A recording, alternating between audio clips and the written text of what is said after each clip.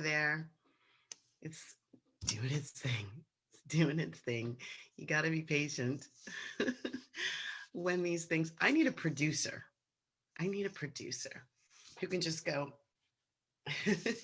go live in 5, 4, and then have it all happen just beautifully, magnificently. Here we are. Good morning, good morning, good morning to you. Coming to you live on Facebook from the Hartley Center for Mindfulness and Self-Mastery. Yabba Dabba Do. So excited to be here with you. Grateful to have your presence. I'm checking who's here. Oh boy.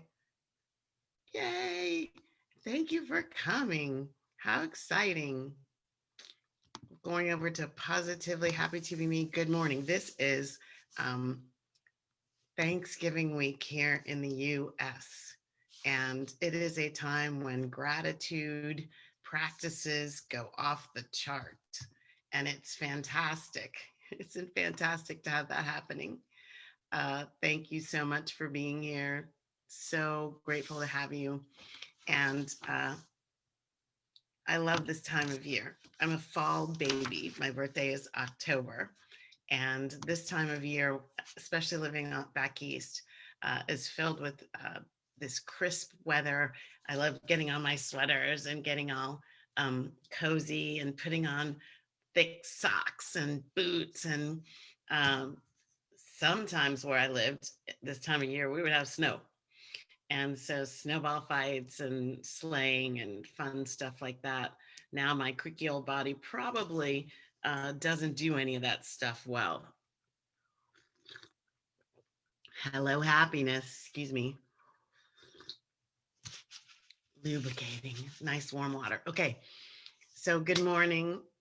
Happy Thanksgiving Wednesday. Thank you for joining me here at the Hartley Center for Mindfulness and Self-Mastery, where we help you master yourself in your life so that you can exquisitely manage whatever your life brings your way. And right now, life is always bringing us a lot. And probably right now, this has been a 2020 year filled with a lot and then some. And so I think this Thanksgiving practice here in the US is really giving people an opportunity to look at what the dynamics are that they want to be thankful for, that their gratitude can overflow into. Good morning. Thank you for joining me. And it's fantastic to be in the space of retrospectively looking at one's life.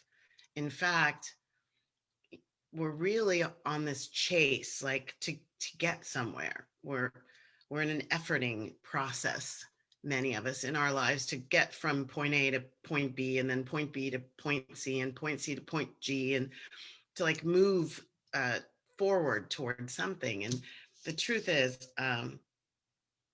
everything is already endowed in us. The peace, the love, the joy, the freedom, all of those things that we seek are already in here. And it's really a practice of coming inward and allowing oneself to connect at this deep level to the truth of who you are, that is there no matter what, no matter what's happened in your life, no matter your losses, no matter your mistakes. It's always there, always already, as Dr. Marge Britt would say, always already. So let's take a deep breath and get into this space of flourishing. Like, what's the attitude of gratitude do besides give you an opportunity to list gratitudes? Raises your vibration. And a raised vibration attracts its like vibration. Law of attraction. In relationships, law of reflection. These universal spiritual laws are in operation 24/7, 365, just like the law of gravity, just like the law of all the just like all of the physical laws. Whether you know it or not, understand it or not, believe it or not, like it or not. Like, we are at a time in some places in the world where people are just choosing not to believe what is real and true. And that's okay. They're on their own journeys. They'll sort it out for themselves. And there's an opportunity in every moment to really understand for you, not so that you can teach everyone else necessarily, but for you, what's really going on in your life, what's really going on in you right now. How can you flourish in your life, the life that you're choosing to live? And so understanding how this opportunity, this attitude of gratitude, to not just do it, but to actually be it. And I always go to this one place that I still don't feel like I see as much as I think would serve people and the world, is how often are you thanking yourself? How often in this attitude of gratitude are you the object of your affection? Most people squinch up their nose. Maybe not so much.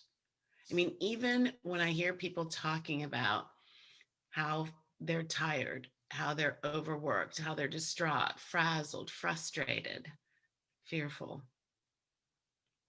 it's often about all the personal energy, all the care, all the concern, all the action that they're giving to others.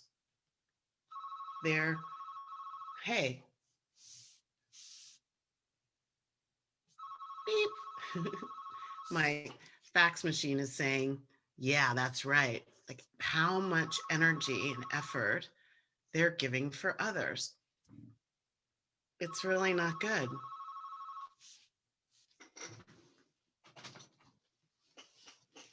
It's really not good. I'm not saying it's not good to give to others. I would never say that. Cycle of reciprocity is both ways, though. Give and receive. Give and receive. The cycle of reciprocity is always looking for that. You give over here, you receive from there. So I would never say never give. That's not what I'm saying. It's it is definitely good to be concerned about others, to care for others.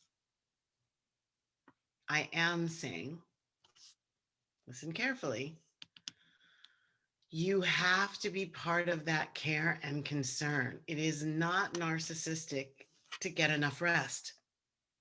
It's not. It's not narcissistic to eat well so that your body is vibrant. It is not narcissistic to have healthy personal boundaries. It is not narcissistic to say no. It is not narcissistic to feed your passions, even if nobody else shares that passion, especially if nobody else shares that passion. It is not narcissistic for you to give yourself that which fills you up, makes you full, whole. Those actions are not narcissistic, nor are they selfish. They are very positive, powerful, and necessary forms of self care and self love. Self care and self love are critical, they're absolutely essential to living happy to be me, to being a happy and whole being on the planet, to having a full, rich life. Why? Because number one, the world is going to reflect back to you your relationship with yourself.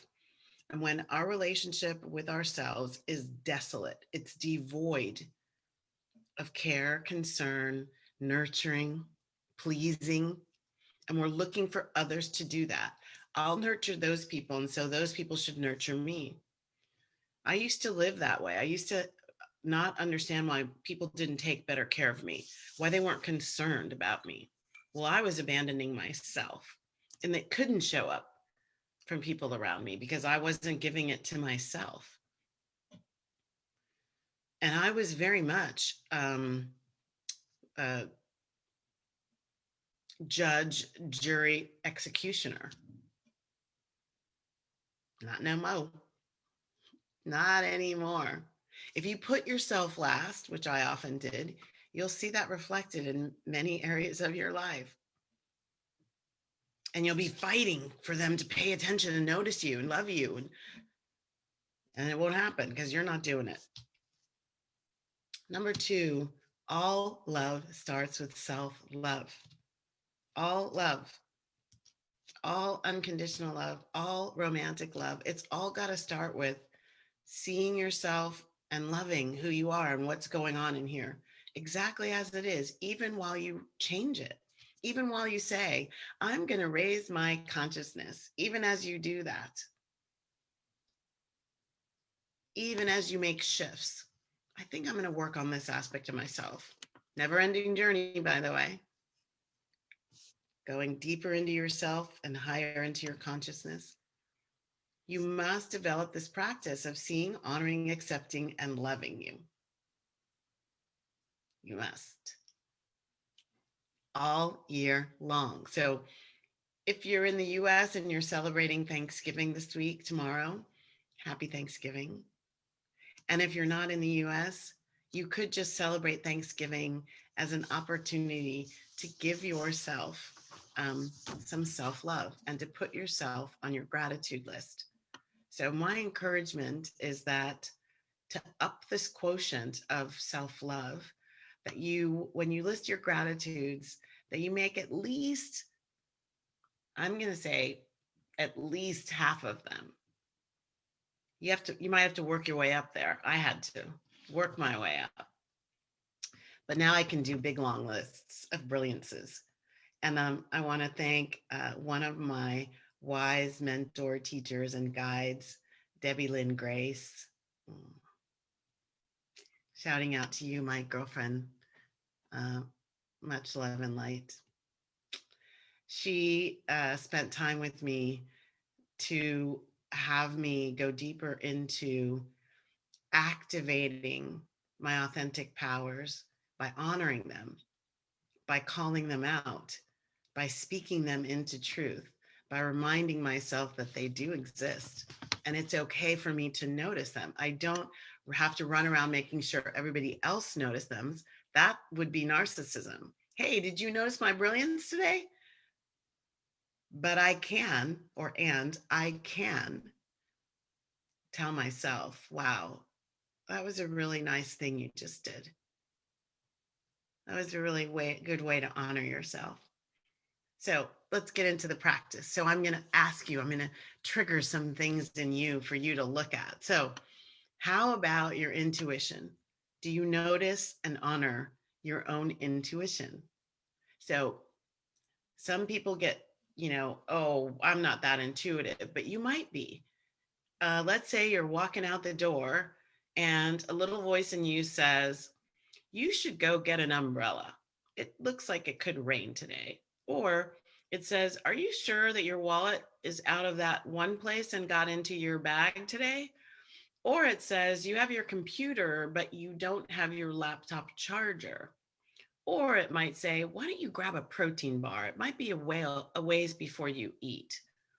Or you're getting ready to drive somewhere and that little nudge says, get gas now. Traffic might be heavy up there. That's your intuition. That's your knowingness, your inner knowingness protecting you and loving on you. So you have intuition and hopefully you've been listening to it. I know I had to develop my sense and my commitment to it. It was always there and I was always hearing it. I talk about this in my book. My heart was always calling me. I just wasn't paying attention. And sometimes I paid attention and just looked the other way. And that's okay until you don't. And then it's even better. So you might want to give gratitude for that intuition. And that's a way you tell the intuition, speak louder. I'm willing to listen. What about your knowingness that there's just a place in you where you are absolutely sure? I know that. Yep, I know that. And this is what I'm going to do because of it. Give yourself gratitude for that. What about your perseverance? What about your stick-to-itiveness? How about honoring that? Yes, I notice my persevering ability, and I'm grateful for that. That thing in me that says, keep going. Keep going, Valerie. You can do it. What about your kinesthetic ability? Like, I'm very kinesthetic, so I can feel things. I can feel energy. I can feel things in a conversation. I can feel things in a situation. I can feel dynamics. That's pretty cool. When you learn to nurture it, as I'm learning, it can give you very important messages just for you, help you change and strategize and sort out where you want to be next and what's calling to you. How about that? Is that one of your superpowers that you'd like to be grateful for? How about your thirst for something in your life? Maybe it's a hobby. Maybe like you're learning to take a break and go paint. Maybe you're learning to take a break and go do needlepoint or go play a round of kickball, or maybe it's volleyball, or go for a swim, or just go sit by the lake on a bench and be. Like, what about that? Thank yourself for giving yourself that. Maybe you're playful. Maybe you like jumping around and having fun. Maybe you even bring that into serious situations in order to support the energy that's wanting to move and shift. Maybe you should be giving thanks for your playfulness. What about your voice? Do you use your voice for others, for people who can't speak for themselves? Maybe that caretaking quality that you have is bigger than you think it is, and it's coming from a place of your superpower. It's not just this, I have to do this because we're family. I have to do it because it's my mom or my dad or my sister or my child. Maybe it's a superpower, and it's there for you to do it for yourself as well. Maybe helping people see their brilliance is something that you're brilliant at. Now's the time to say, thank you so much for this ability I have to help people see their brilliance and to be a committed stand for their magnificence to be on display at all times. I could keep going on and on and on and on to help you see you in a different light, to help you love, honor, cherish you. But I think you get the picture. It truly is important to give yourself that which you believe you need. As you do it more, you will notice miraculously it comes from others without you even thinking about it or having to ask for it. I have been doing a much better job with myself of actually disconnecting from anything that feels like it's a have to do, a must do, from striving, struggling, getting much more into the ease, peace, and grace that I intend to have in my life. And to show that I trust that there's the possibility that that's continuing to evolve and erupt and expand. I have to give it to myself. I have to say, yeah, I deserve that. And you know what I love the most right now is when things get canceled. It's so awesome. Sometimes I'm uh, overbooked with calls and meetings and cleaning out my desk, things like that. And I'm learning that that's from a place of not really honoring myself and my need to not always be doing something, and to give myself the place to be doing nothing. That's a form of self-love. And I'm grateful that I'm learning that. So today's Hump Day Happy Chat is about you in any list of gratitude, in any moment of thanksgiving, in every opportunity to notice what's working and what you want to shout out as a thing that you're so happy to have in your life, that you remember that you are the centerpiece of that life. And that knowing, loving, and honoring you is a personal responsibility. It's nobody else's responsibility, it's yours. Do it. So happy Thanksgiving. Many blessings to those of you who aren't celebrating the American Thanksgiving. Create something besides you to be thankful for. Thank you for being here and for sharing this Hump Day Happy Chat. You could be the gift in someone's life. You could show them, hey, here's an idea you might want to take a look at. Here's how it's helping me. The other way you might want to support people is I have a nonprofit. It's called Hearts Awakening. We're in the process of relaunching it. It's been kind of stagnant ever since the stroke. There's only so much I've been able to give energy to. And so I just did the minimum to keep the 501c3 going, and we just let it send energy of prayer to it and let it be. But it's really an avenue through which my heart is called to serve young adults who can't afford to pay to go to a course. Um, they need support and service. And there's a way that you could help do that while you're helping yourself. It's my Heaping Helpings of Happiness community. I call it H cubed for short.